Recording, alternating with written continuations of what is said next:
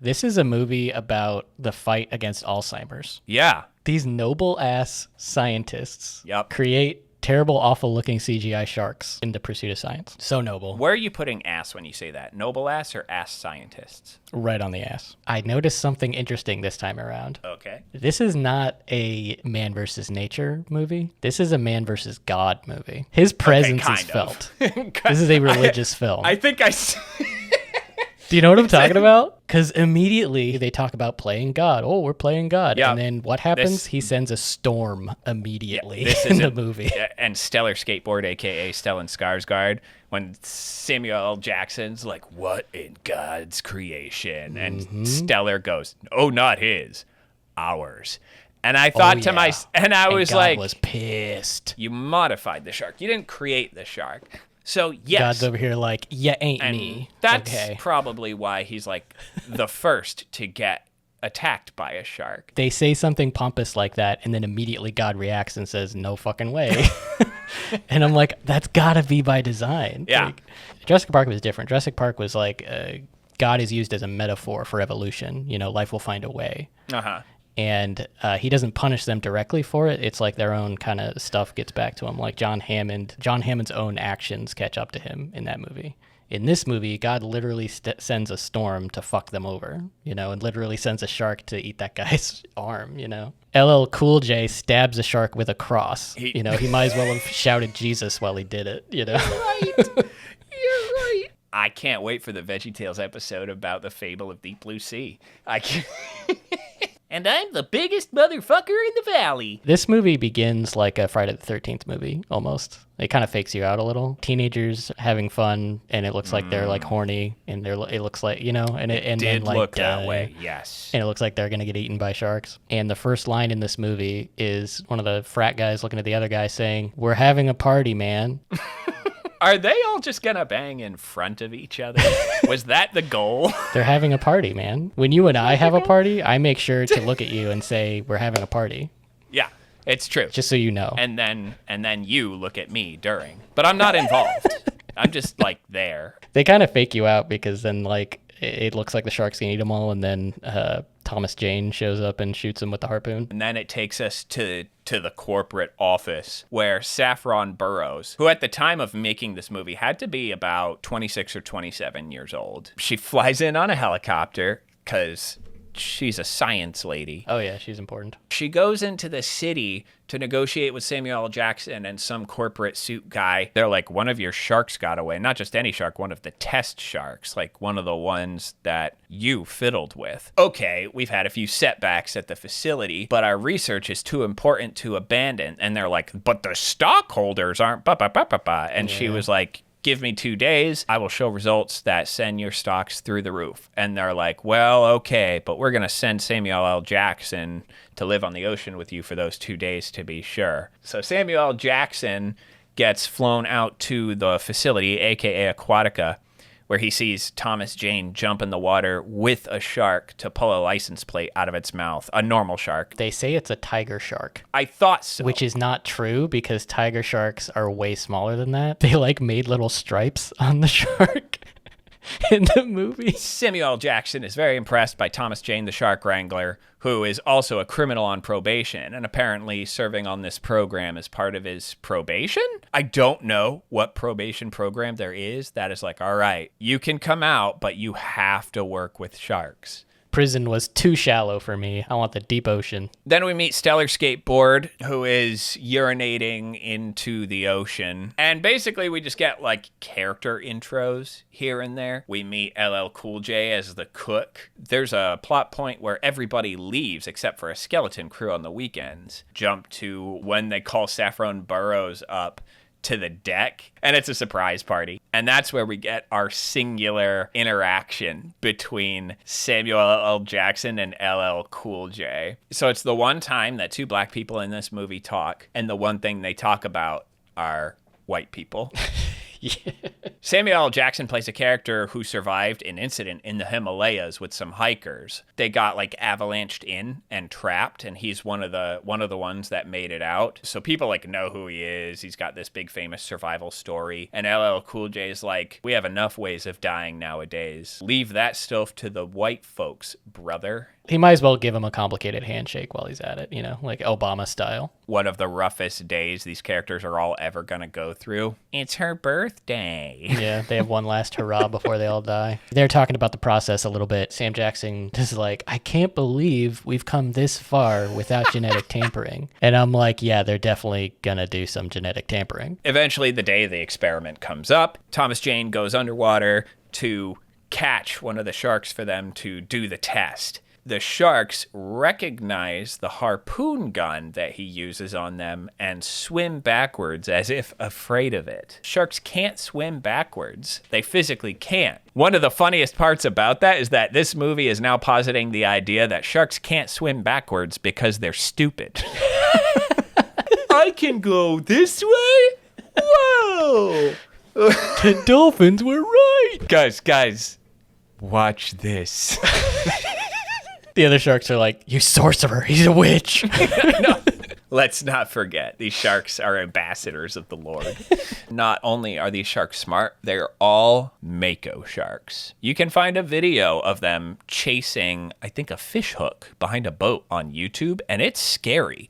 They're really fast. They're lightning fast underwater. The sharks were too stupid to realize they can swim backwards, but not smart enough to realize that Thomas Jane put out an air tank as a distraction so he could tranquilize one of the sharks and get it onto a pad that raises it into the lab so they can stab its head, get the protein, and do the test. The experiment is a success. The synapses are firing on the dead brain tissue, and Samuel L. Jackson's like, well, I'll be damned. So Stellar Skateboard says, in 5.6 seconds, you learned what it's like not to be damned. So God woke up the shark because it was tranquilized so they could stab it in the brain and get the protein, and it rips off Stellar Skateboard's arm. And it's great. Thomas Jane goes to kill it, but Saffron Burrows hits a button putting it back in the water so they don't kill it. The lady up on the tower running communications, the soprano, she calls a chopper out, and they lift him up, and the wire to pull Stellar Skateboard up to the helicopter shorts out,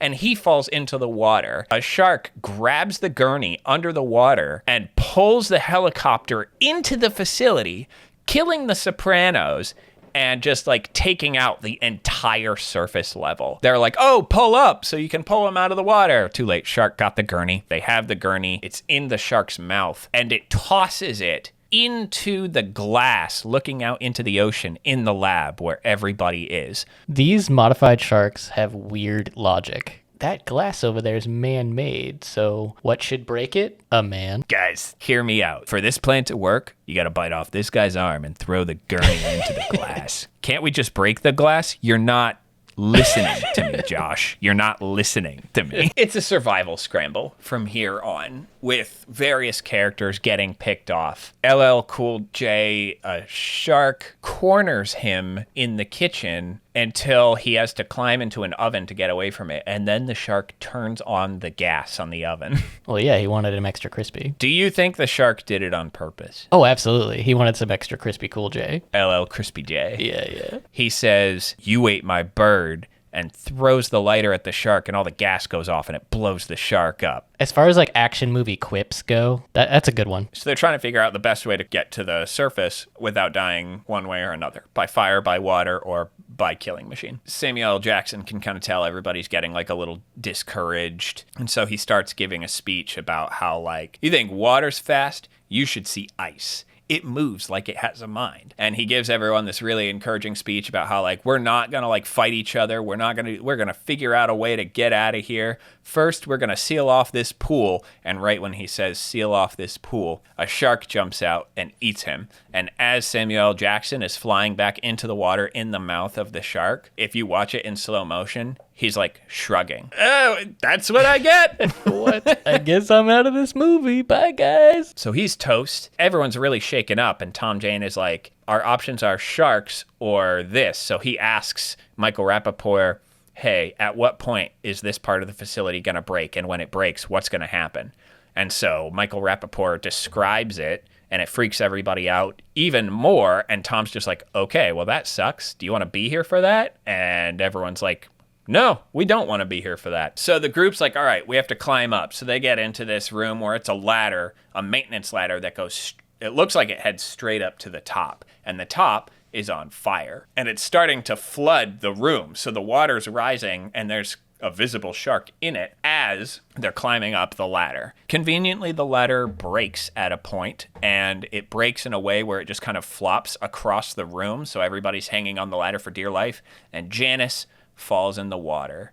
And before she dies, a shark eats her. They go into like living quarters, and they want to get like batteries for a flashlight. So right after she gets eaten, Michael Rappaport says, hey, she was healthy. Where would she have kept her vibrator so we can use the batteries from that for these flashlights? That is a wild thing to say right after you just saw her get eaten in front of you. They find their batteries. They get a flashlight. Tom Jane and Michael Rappaport go diving to try to throw some switches to make water go to other places. And in a shot that ended every trailer for this movie, Rappaport gets eaten. So they surface, and the shark grabs LL Cool J's leg and starts yanking him around the water. He grabs a crucifix off from around his neck and manages to stab the shark in the eye with it. When Tom Jane realizes that Preacher is alive and he could save him, Tom Jane's like, oh my God, and swims out there to go get him. So all three of them are out there, and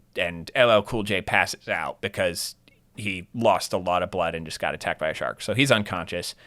And what they realize is that the sharks, their enclosure, their entire caged area is titanium.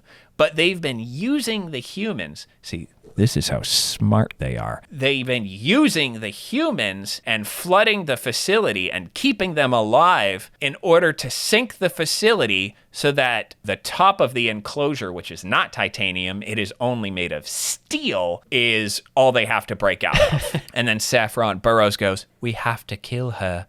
And Tom Jane goes, that's the first smart thing you've said all day. They realize, like, oh, we're going to use this harpoon gun. The harpoon's filled with gunpowder. We're going to shoot the shark with it. You hook it to this battery. It's going to create a spark, and it'll blow up the gunpowder, and the shark will explode. Earlier in the movie, Samuel L. Jackson, they're like, oh, what does a 3,000-pound Mako head with a brain the size of a V8 flathead engine think about? Well, the movie loops back around here, and they're like, that's what it thinks about. Freedom. Saffron Burrows realizes what she needs to do is lure it in as bait, which is a crazy plan because then nobody is there to hook the wire to the battery and blow the shark up. She's just kind of assuming that while she's getting eaten, Tom Jane is going to shoot it and then run over there and blow it up. Well, her plan was to get it distracted. She was going to come right back up because remember the bar broke when she tried to get up. She slices her hand, jumps in the water, and the shark's like, I know that smell. It's blood. So it turns around and it sees her in the water and decides, all right, I'll go kill her. Tom Jane jumps in the water to try to save her. But as the shark comes towards her, throws her arm in front of her throat as if to say, stop, don't move. And it does. It stops moving in front of her. But then the shark waits until Tom Jane jumps in the water so he can see her get eaten. Which is pretty diabolical. There was originally an ending where she lived, but test audiences didn't think she should, so they shot another ending with her dying. He does the same thing he did with the shark he pulled the license plate out of its mouth from earlier, and he does a flip. He does an underwater flip and gets on the shark's back and just kind of rides it. It's like, I'm the main character, motherfucker. You can't touch me. Preacher wakes up and somehow just knows the plan. That's true. Sees the crossbow. He shoots the shark with it, and it hits Tom Jane in the leg. So it sinks through Tom Jane's leg and into the shark. The shark is about to go back to trying to break through the steel. And so Tom Jane starts yelling, the battery! Do it! The shark drags Tom Jane underwater. Tom grabs the fence, and the shark keeps swimming, which means it yanks the harpoon clean through Tom's leg, and Tom, you can just like yelps out in pain. Preacher Man hooks it to the battery, and it blows up the shark, and Tom Jane is good to go. And little tiny chunks of Shark and Susan rain down upon the facility. LL Cool J says, take me back to the ghetto. And Tom Jane says, amen. Deepest, bluest, my hat is like a shark's fin.